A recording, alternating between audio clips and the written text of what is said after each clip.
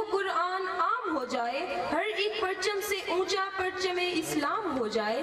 عظمت قرآن کی اظہار کے لیے دعوت دیتی ہے شیروں کی للکار میں محمد الحسینی کو۔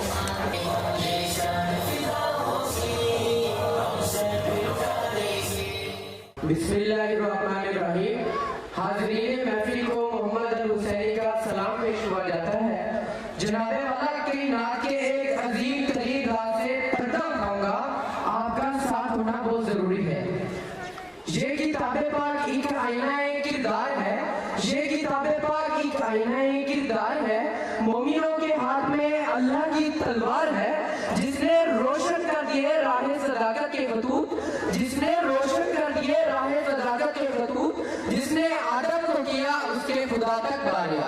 جناب والا آج بات ہوگی قرآن مجید کی، اللہ تعالیٰ کی آخری کتاب، سید الکونین پر اترنے والی اس مقدس کتاب کی، جو ایک مکمل منصور زندگی ہے۔ اللہ کا یہ قرآن، یہ ہدی للناس اور نور خدا ہے، یہ دولت دنیا بھی ہے اور سامان عقبہ بھی، یہ ظاہر ہوئے مسلمان بھی ہے اور داروئے درج انسان بھی، یہی قرآن پروردگار۔ اور دنیا کی محفلوں کے دیے سارے بجھے، دنیا کی محفلوں کے دیے سارے بجھے، روشن جب ان کی بزمیں قندیل ہو گئی، جی ہاں جناب والا یہ قرآن کا 114 سورتوں، 30 پاروں، 7 غزلوں اور 6,666 آیتوں کا مجموعہ، جس کے دامن سے وہ بستر ہو کر بات یہ نشین ابراہیم امی بن گئے، قبیلوں کے حصار میں جھگڑے ہوئے بین الاقوامی امت کے مہمان کہلائے۔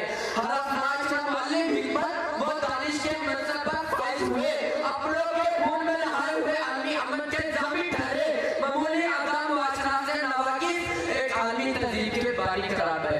طریقوں کی پرمردہ روشنی کے مینار نظر آنے لگے، اتنا بڑا انقلاب سرچشمہ قرآن سے پھوٹا، ورنہ تھا عربوں کی بدویشت اور جاہلیت اور کام پیغام حکمت اور ہدایت۔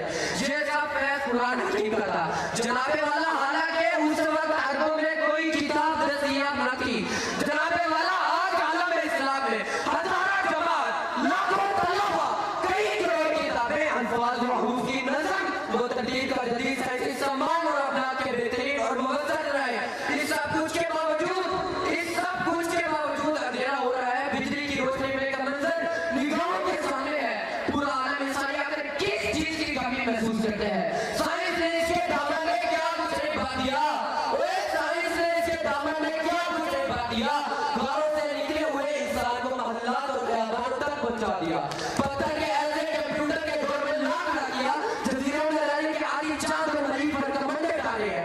اکیلی واشنگٹن کی نیشنل لائبریری 9 کروڑ کتابوں کو اپنے دامن میں سنبھالے ہوئے ہیں، لیکن اصل مسئلہ سائنسی انکشافات، اعلیٰ درجے کے ماہرین، ماہر نفسیات، صحت تطبیقوں، کیمیا کا ڈاکٹروں اور تیز دماغ انجینئروں کا نہیں ہے، اچھے انسانوں کے جو انسانیت کا بن کر چکے ہیں۔ اتنی بڑی جماعت، وسیع لائبریریاں، علوم و فنون کا نہ ختم ہونے والا سلسلہ اپنی جگہ ہے، مگر اعلیٰ انسان کی کھیپ اس کا سارا علم و فن سے نکلتی کہیں بھی کہیں نہیں دیتی۔ اور اس کے بعد صدر نے عالی وقار ایک قرآن تھا جس کے بدن سے وہ اخلاق، ہیرے اور جواہر برآمد ہوئے، جس سے عروس انسانیت کا روح نکلا۔ قرآن حکیم نے اپنے فیض سے مختلف اور ساز متصف انسان تیار کیے، جس سے صفت گویا کے لباس اور یہ اعلیٰ صفات محض نفسی حسن کی بجائے کردار کی چلتی پھرتی تصویریں نظر آنے لگی۔ وہ یہ کوثر کا دھارا، یہ جنت کا پھول، یہ کوثر کا دھارا، یہ جنت کا پھول، چمکتا ہوا زندگی کا اصول، مگر اب یہ آئینہ افاق کا سنہرا سے نقش کا۔ جناب والا اب صداقت تک دیکھے کسی ابوبکر صدیق کے لیے، عدالت راہ دیکھے گی کسی عمر فاروق کا، حیانتی دنیا تک کسی عثمان کا انتظار کرتی رہے گی، حکمت و شجاعت کو پس خواب رہے گی کسی علی اور مرتضیٰ کی عادت کرے گی، کسی بلال کی پکڑ ایڈیا اٹھا کر دیکھے گی، کسی ابوذر غفاری کو افق و احمد دامن اٹھا کر دیکھے گی، کسی فاطمہ الزہرا کے لیے صبر و وفا کی روح تڑپتی رہے گی، کسی سیدہ زینب کے قالب جس میں اسے قرار ملے۔ ان سب تڑپتی روحوں کی وجہ یہ ہے کہ ہم حاملین قرآن پر اغیار کا تسلط کیوں کر ہوا، ہمارے ہاں طاغوت کی کہرمانی کا سکہ کیسے بیٹھا، یا ظلم و بربریت معمول کیوں بن گئی۔ سوال یہ پیدا ہوتا ہے، ہم آزاد ہونے کے باوجود ایک غیر محسوس تو غلامی کیوں پہنی ہوئی ہے؟ جناب والا ہم نے قرآن کا دامن چھوڑ دیا، ہم نے اس سے روشن तशरीह और बका का दर्स लेना छोड़ दिया, हमने इसे जलसों और जलूसों की तिलावत तक महदूद कर लिया।